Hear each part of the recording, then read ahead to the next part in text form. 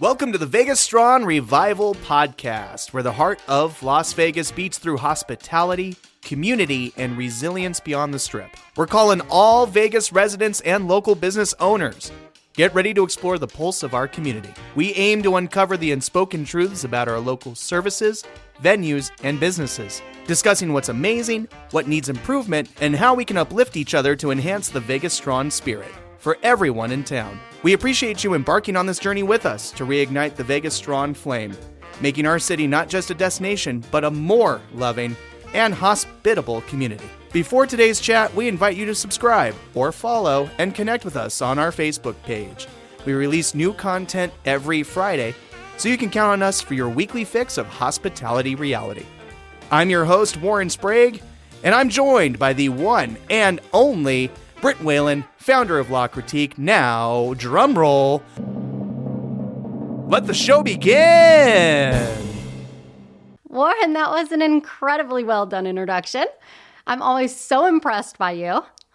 Tell me, what are we discussing on our very first episode? I'm so excited. Oh, I'm excited too. Thanks for your lovely little compliments. It's so exciting to be sitting with you. Today, we're discussing the origin and meaning of a very important term, that being VegasStrong. What misconceptions might exist and why it's relevant today. Naturally, we anticipate a bit of an abnormal vibe to this episode, given the nature of the VegasStrong topic. Please know we have every intention of providing a certain level of comedic entertainment in future episodes, but it just didn't feel quite appropriate for this particular one. Yes, this certainly isn't our normal vibe, but I'm glad we're discussing these things since they're the driving force of this podcast and so much of what we're doing at LaCritique. What's on the agenda first? Well, Britt, let's explain the origin and the meaning of VegasStrong, as it is our city's motto, for anyone who might not know or fully understand it. Well, let's just jump right on in. Okay, how about you take that first part and explain to our listeners what happened on October 1, 2017. Okay, well, a tragic event unfolded in our city that changed our lives forever. It was and still is the deadliest mass shooting in modern American history at the Route 91 Harvest Music Festival. Hosted on grounds near the Mandalay Bay Resort on the Las Vegas Strip, a gunman opened fire from a hotel window, raining bullets down on the concert crowd. It was an act of unimaginable horror and devastation. 60 total lives were lost and more than 800 people sustained injuries, with many affected by gunfire, stampedes, or other related incidents during all the chaos. The scars of that sight still linger in our community today. The impact of that night will remain a part of our city's story forever, whether we like it or not, and it's a story of both heartbreak and the unwavering spirit of Las Vegas. It was a really hard time for Las Vegas, Warren, and it took a lot for our city to move past it. Do you know how the term VegasStrong even emerged? It just started appearing everywhere.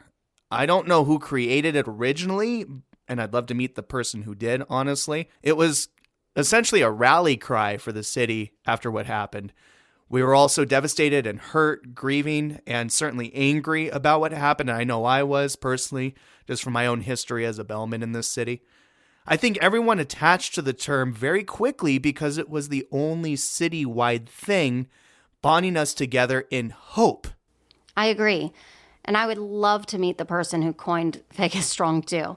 Britt, how would you summarize what happened after the shooting?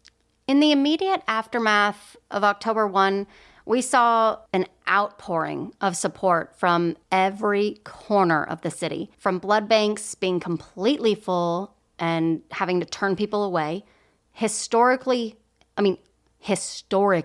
successful fundraisers, billboards and signage just completely plastered all over the city with a heart around the word VegasStrong. Mm-hmm. The community truly just came together to support the victims and their families. I remember car wash companies offering free cleaning services to anyone who transported injured people to hospitals because the vehicles were covered in blood. Kindness, love, and support rang so loud in the months after the shooting, it was monumental. In the face of tragedy, we showed the entire world what it meant to be Vegas strong. And as a native, it was actually the most incredible, beautiful thing, unlike anything I have ever experienced before in this city. To be honest, Vegas Strong has since then evolved way beyond being merely a motto or a rally cry, right? Mm-hmm. It's an ethos, like a symbol. It's even a legacy and a testament, a beacon, a spirit, a movement, a philosophy, and even kind of to wrap that all together, a culture, right? Mm-hmm. It's a reminder that even in our toughest moments, we stand together as a community. Amen. Britt, let's address some misconceptions surrounding the term Vegas Strong. Some people probably don't want the term to live on. It's a hard reminder of what happened. Undoubtedly. Let me just say, though, I get it, right? Like, life has been exceptionally hard for so many Vegas residents. If we just look at the last 15 years, okay, the economic impact of the 2008 recession lingered for nearly a decade in this city. A historic mass shooting that changed our community forever. A freaking pandemic? Really? Like, completely shutting down our city and all tourism, which, quite frankly, we're still recovering from. Not to mention, Warren, the never-ending, pointless traffic cones. And now, I'm going to have to say it. F1. Oh, Yep, I went there. And just all the insanity of literally tearing apart our streets and the physical ability for locals to get to their jobs being disrupted beyond belief. Yeah. It's too much, right? Mm-hmm. It's so much in such a short amount of time, if you ask me. So, yeah, I honestly don't blame people for not wanting to be reminded about October 1 shooting. But Vegas Strong does mean a lot more than just the October 1 shooting, wouldn't you say? Precisely. That's the key point, right? People must understand that Vegas Strong was the culture born out of tragedy, not the tragedy itself. Britt, some of the response from our supporters is that the name of our podcast, the Vegas Strong Revival, has this kind of underlying tone. Like we're suggesting the community isn't strong and doesn't care like they used to. Revival being the key word. Right. Yeah, what are your thoughts on that? Yeah, so I'll tell you, I've already offended my best friend by some of the language I've chosen to use in developing LaCritique. She used to be a small business owner here in Vegas, and she was super confident that the level of hospitality and customer service she provided her customers was superior. So when I made the statement that excellent hospitality standards are often centered around the Strip, she took it a little bit harsh. But the important fact I want to make clear right now for anybody listening is that hospitality and customer service standards have decreased significantly around town, specifically off the Strip. And I stand firm, so firm in that statement. Mm-hmm. But that's not to say that there aren't any local businesses doing it right. It's just that the great ones are less common. And here's another side note, because apparently I like my side notes, guys. I'm very likely to offend all of our listeners at some point or another, but not you, Warren. You won't offend anyone because you're an angel. Aww. And the thing is, guys, I'm human, and we all have a right to our opinion and a right to what we say. I'm a lot of things, and an imperfect human is definitely one of them. I'm a pretty transparent human too, so I just call it how I see it.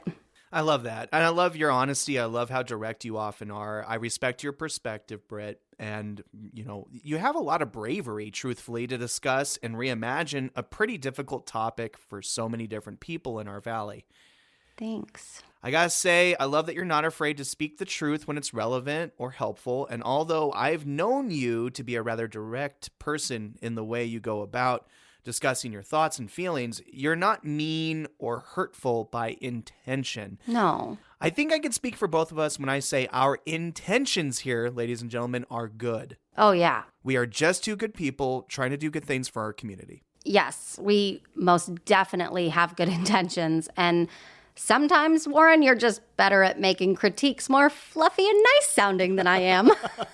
I think I'm a pretty easy guy to please. I always want to walk into something looking at the positive notes as opposed to the negative, and I hope that'll be a great thing that we'll balance out each other about.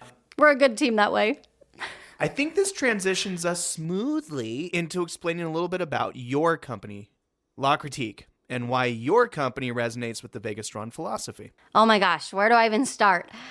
LaCritique is a growing and evolving new company here in Las Vegas. We have officially launched this podcast, obviously.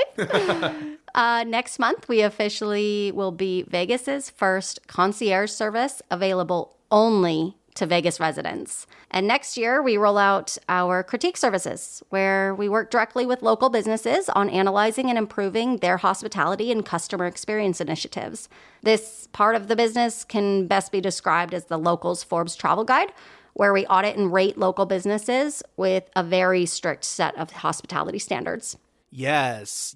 Speaking as a hotel concierge for a moment instead of just the host of what we're up to here, let me just add, it's refreshing, honestly, to see the development of a concierge team for the locals of Las Vegas by the locals of Las Vegas. I'm sure your team is excited to serve the community, so to speak, by strengthening connections between our locals and their off-strip experiences. Many of them, like myself, speaking honestly, have only ever served our tourists on the Strip. So this is an awesome way for them to be part of something bigger and, I imagine, more meaningful to them.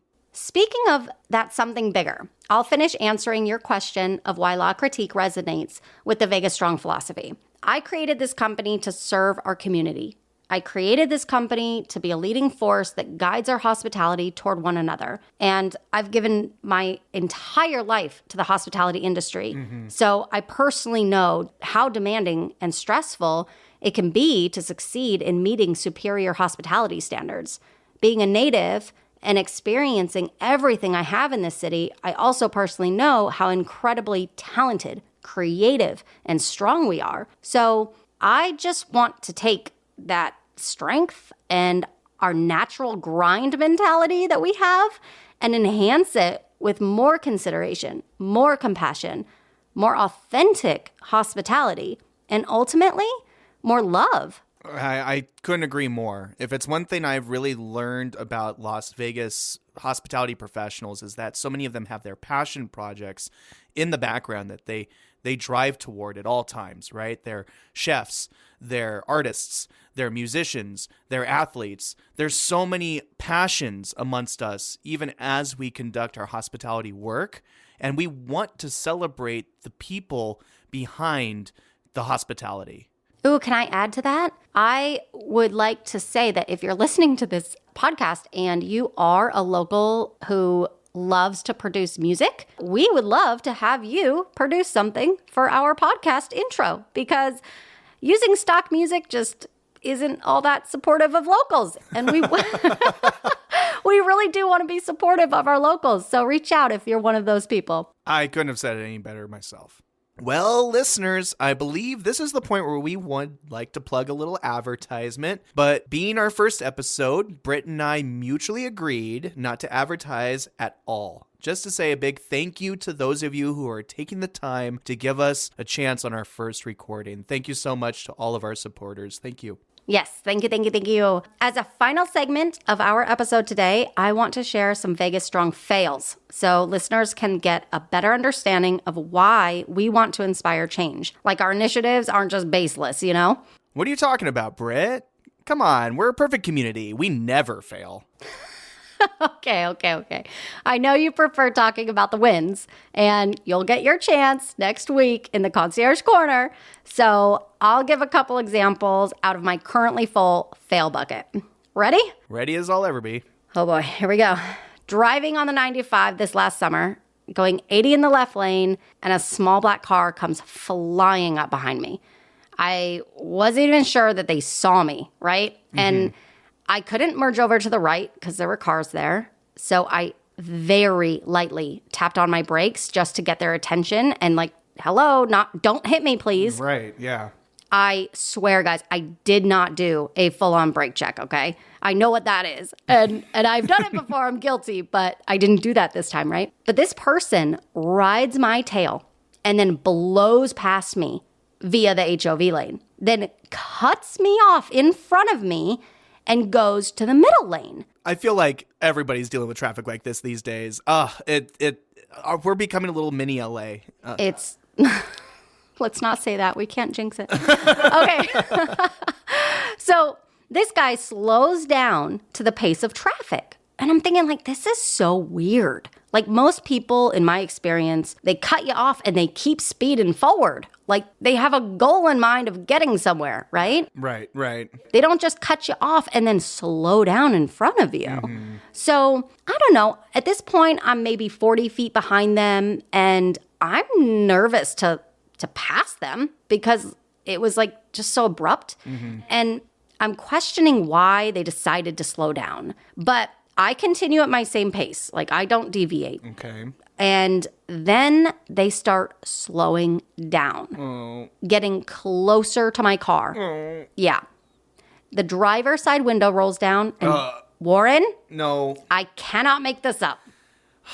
They throw rocks out at my windshield. Wait, what the hell? I'm not kidding.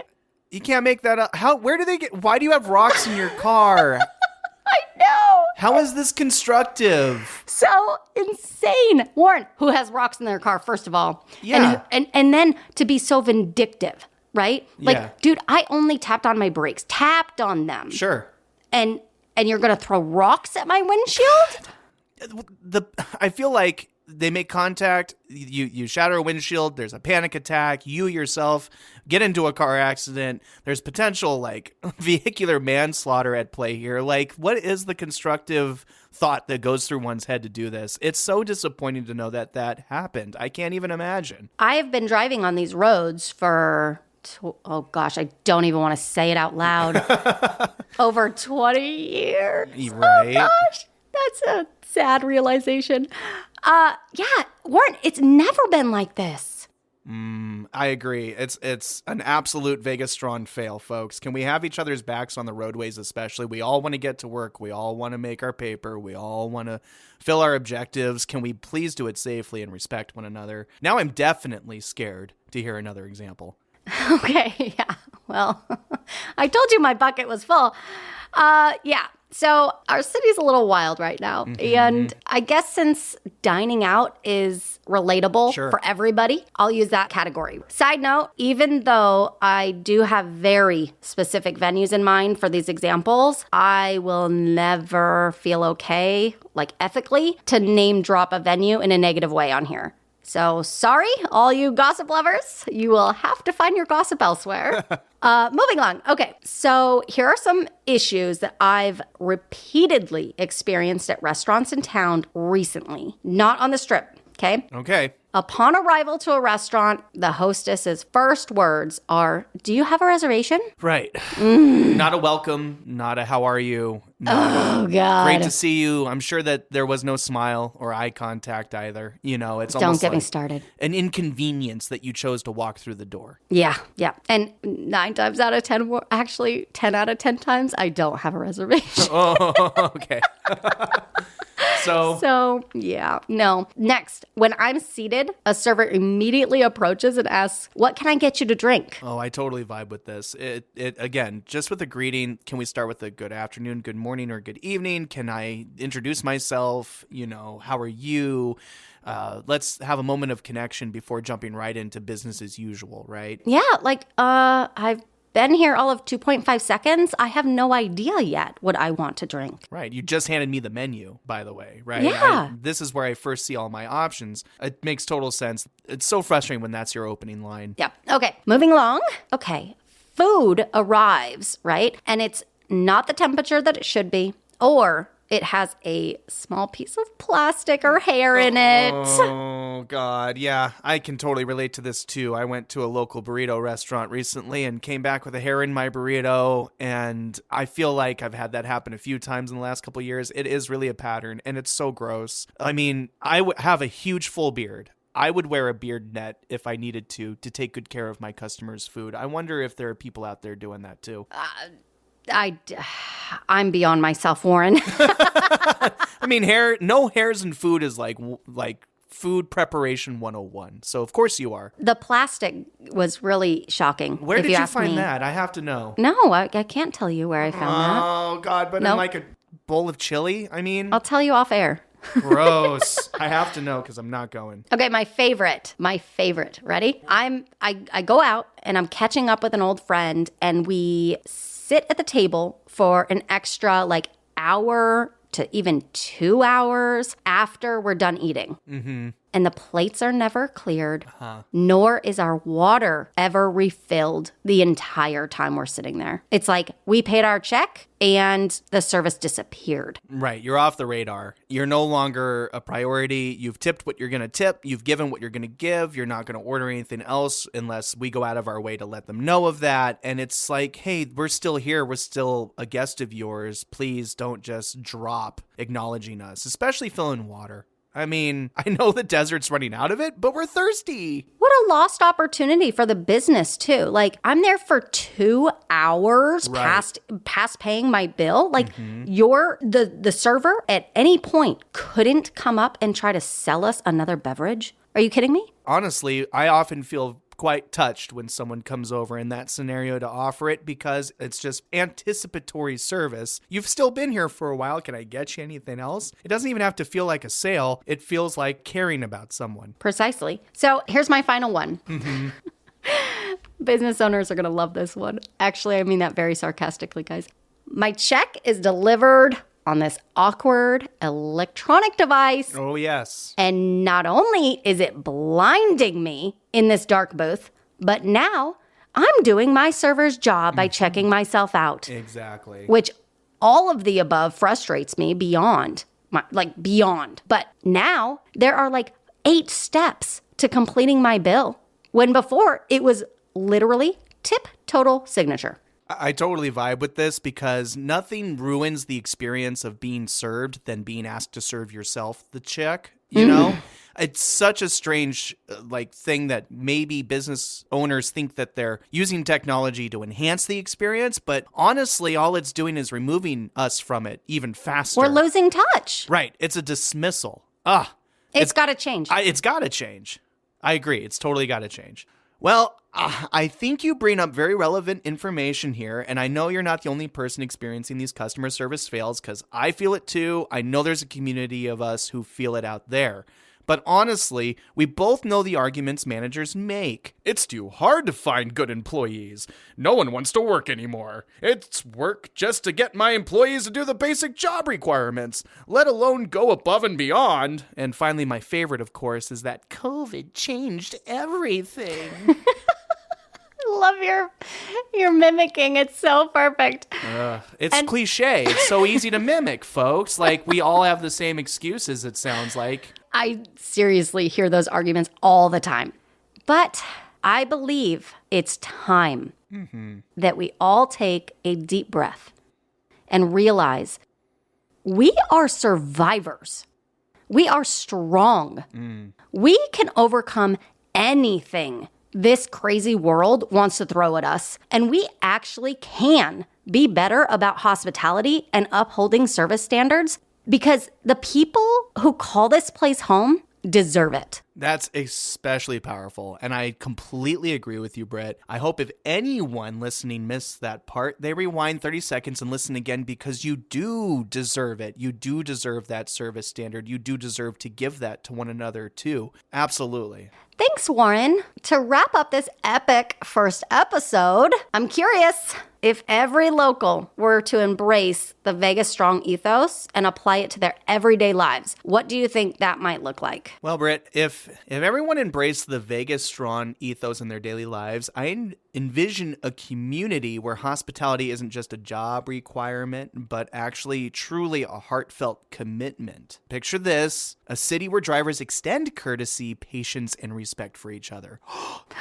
Oh my goodness. Where road rage gives way to understanding. And in our restaurants, imagine a dining experience where the service is impeccable, where every guest feels genuinely welcomed and cared for, where the staff's dedication to excellence shines through every individual interaction. Yes. Actually, I think of a different setting where the VegasStrong mentality feels still so very much alive and so very much a model of what we would like to see embraced by the rest of the local community. Can you guess the setting I'm discussing? I think so, but go ahead. To me, it's the Vegas Golden Knights. Yes. It's the T-Mobile Arena. Go Knights, go. Go Knights, go! Our defending Stanley Cup champions, it's the Fortress. I'm sure, if you're listening to this, I just got chills remembering how we all rallied among the Vegas Golden Knights, our first professional sports expansion team of, major league sports, coming together, being this band of misfit toys from other teams who didn't have faith from those previous teams they played for to become one of the finest teams in the National Hockey League. Yeah. I mean, we won the Western Conference. We went to the Stanley Cup final in our very first season. And I think a lot of that had to do with the drive the players held in their hearts, inspired by the events that gave birth to VegasStrong. Well, it was so connected to the community. Like, we had this horrific tragedy. Our community was completely grieving and mad and frustrated and didn't, like, I almost get a sense like we almost didn't even know what to do with ourselves. Right. Yeah. And then the Vegas Knights. Exactly. This team was already created, but we've poured all of our passion and our togetherness and our belief in one another into this team. And they responded with one of the most historic seasons in sports history. And we could be proud of that. No one can take it back. And now, especially right now, as the defending champions, we see the symptoms of a VegasStrong community all throughout the Fortress. And you've been to a game, clearly, obviously. Amen. Right? I have. Anybody who hasn't been to a game yet, oh my gosh. Go. You have to experience this, guys. Yeah. It is wild. I think that the VegasStrong ethos is absolutely, hands down, the strongest inside of the T-Mobile Arena. Exactly. The Fortress philosophy, as I like to call it. And I'd love to see that stretched out. The amount of high-fiving we do with each other in the stands after a goal. Do that to your neighbor when you come home from work. Do that for one another when we patronize each other at our various businesses. Let's be sure to have each other's back and remember we're in this together and we can celebrate together every little victory. It's a beautiful thing. I really would love to see the Fortress philosophy saran wrapped around our community. Oh, gosh, that sounds amazing. And that's exactly what I'm talking about, right? Like, I imagine that in any setting around town, simple gestures of kindness, like saying hello to a stranger walking by, introducing ourselves to new people with an actual handshake. Without hand sanitizer to follow soon after? Just saying. Yeah, I mean, you do you.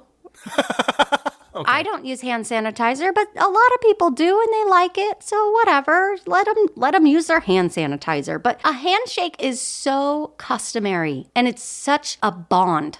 So bringing that back, holding a door open, not just the person who's holding the door, but the person walking through, acknowledge that the other person held the door for them. Oh, totally. Yeah. I try to keep chivalry alive and I'll get the door for 8 out of 10 people, regardless of, the gender split here. And it's amazing how many just whisk right on by, not even noticing. No, thank you. Yeah. No, hey, cool. So weird. Yeah.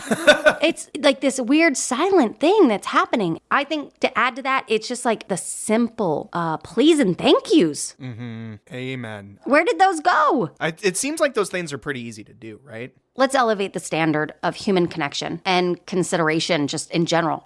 Because Vegas Strong isn't just a phrase, but actually a way of life that outpours compassion, support, and genuine connection within our community. If each of us adopts this VegasStrong philosophy or the Fortress philosophy, and it's all nice and stretched. I love it. I'm sorry, I want to put it on a t-shirt. It's not just a change in behavior, it's a cultural shift towards a more loving, respectful, and empathetic living environment. And who doesn't want that? Right? But let's not forget, okay? Like, this kind of a shift isn't just a one-time thing. It will require effort on a regular basis. Change takes time and practice, as we all know, especially if this stuff doesn't come naturally. But that process can totally start right now if you choose it. That's a powerful vision. Britt, I truly believe VegasStrong will become part of our everyday lives, and other cities will actually be jealous of what Vegas community really means. Well, they should be jealous. Well, Warren, we did it. We hosted our very first episode. It was a little intense, as perhaps any tough topic would be, but I think we brought it home with some encouragement and motivation. Well done, friend. You were positively scrumtrelescent. Before we go, we'd like to wish everyone a wonderful Thanksgiving holiday next week. Stay safe during this Formula One weekend, okay? Please be patient with each other, most especially in this strange time where none of us are really aware of how we're getting from point A to point B in so many different ways. Patience. Britt, I sure know what I'm grateful for this year. You guys are amazing. Our listeners, of course. Thank you so much for the support already. This is just our first episode, but we have so many of you already so excited for this content. Should we leave our listeners, Britt, with a little teaser of what our next episode should look like? Ooh, I love a surprise, but hints are fun. So let's just leave them with like 2 words. Nightmare guests. Boo. Boo. Oh boy. That'll be fun. We love discussing when we go wrong as those guests. It's going to be great. And that's a wrap on another critical, or should I say critiqual, episode of the VegasStrong Revival. We hope you enjoyed the conversation and found it as compelling as we did. We'd like to extend our deepest gratitude to our amazing listeners for taking time to listen and engage with us. Your support is truly invaluable. Remember, the VegasStrong spirit is all about coming together, so please share this podcast with your friends, your colleagues in the hospitality industry, as well as anyone who loves the local Las Vegas as much as we do. If you have any suggestions, ideas for future shows, or even if you'd like to be a guest on a future episode, don't hesitate to reach out. You can connect with us on our website, our Facebook page, or even leave us a voicemail on our super cool podcast hotline. Before we go, make sure to subscribe to our show on your favorite podcast platform so you never miss an episode. We release new content every Friday. Thanks again, Las Vegas, and let's continue to revive our city's passion for personalized service together. From Warren Sprague and Britt Whalen, stay strong, Vegas.